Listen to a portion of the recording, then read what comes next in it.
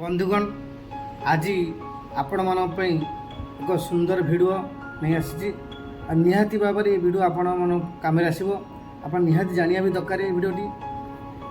तो भिडियोटी आमर गाँव रे जमी अमीन जमी मापती तो ये विषय आमर निहाती समस्त किसी ना कि जानी दरकार।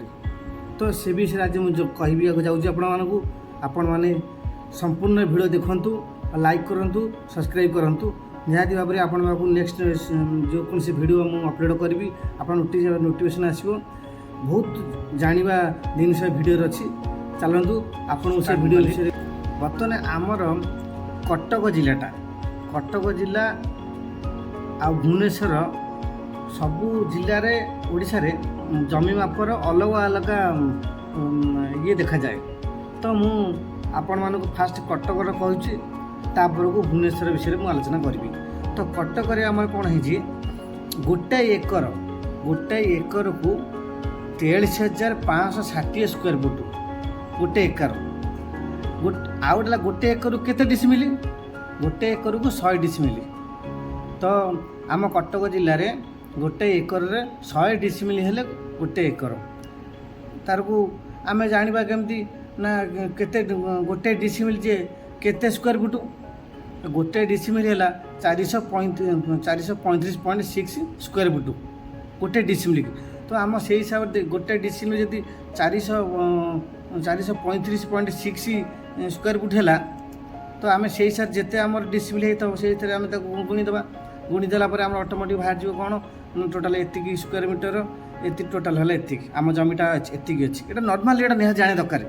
कारण आजिकल बर्तमान जो भाव में जमी उपर ये करा तो निहाती आपण मानक जाना दरकार गोटे एकर केते स्क्वायर फुट गोटे एकर केते डिसमिल आ गोटे डिसमिल केते स्क्वायर मीटर आ गोटे एकर केते गुंठु ये निहाती जाना दरकार। आपण मानक मु गोटे लाइन कही आसुची आपण जानि परिबे। तो आपण मानक मु एकर स्क्वायर फुट कहली गोटे एकर केते स्क्वायर फुट कहि देछि गोटे एकर केते डिसमिल आपण कहली आ गोटे डिसमिल केते स्क्वायर फुट भी कहि देछि। आ आपण मान रहिला कोन गोटे एकर केते गुंठ। तो आम कटक जिले में गोटे एकर को 25 गुंठ रे गोटे एकर तो गोटे गुंठ केते डिसमिल। तो आम कटक जिले में गोटे गुंठ 4 डिसमिल। तो गोटे गुंठ जे केते स्क्वायर फुटर 1742.4 स्क्वायर फुट ये बोला आम कटक जिला। आपण भिडियोटा बड़ हो जाऊँगी आपण मान भुवनेश्वर कटक आहरी अच्छी आम जरबी विषय। तो आमर केते कड़ी रे केते जरबी आउ से विषय में आपण भल भिडियो अपडेट करी। आपण मोर लाइव जो भिडियो को लाइक करूँ सब्सक्राइब करूँ रही बाय नमस्कार।